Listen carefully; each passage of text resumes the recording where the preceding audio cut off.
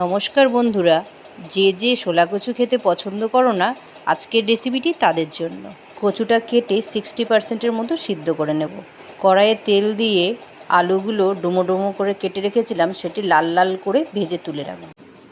ওই তেলেই শুকনো লঙ্কা জিরা ফোড়ন দিয়ে পেস্ট করে রেখেছিলাম সেই মশলাটি দিয়ে দেবো। এখানে আছে পেস্টে আদা রসুন বাটা, পেঁয়াজ বাটা আর একটি টমেটো বাটা। এরপর হলুদ গুঁড়ো, লবণ, জিরে গুঁড়ো, ধনে গুঁড়ো, সামান্য লঙ্কা গুঁড়ো দিয়ে ভালো করে মশলাটি কষিয়ে নেব। মশলাটি থেকে তেল ছাড়লে তাতে দিয়ে দেব সেদ্ধ করা কচুগুলি আর দিয়ে দেবো ভেজে রাখা আলুগুলো। কিছুক্ষণ কষিয়ে নিয়ে তাতে পরিমাণ মতো জল দিয়ে ঢেকে দিতে হবে সেদ্ধ হওয়া অবধি। আমার ছেলেও কচু খেতে ভালোবাসে না, কিন্তু সেদিন চেটে পুটে খেয়ে নিল। এবারে ঢাকনা খুলে দেখে নেব কচু আর আলুগুলো ঠিকমতো সেদ্ধ হয়েছে কি। তৈরি হয়ে গেল আমাদের গরম গরম শোলা কচুর ডালনা।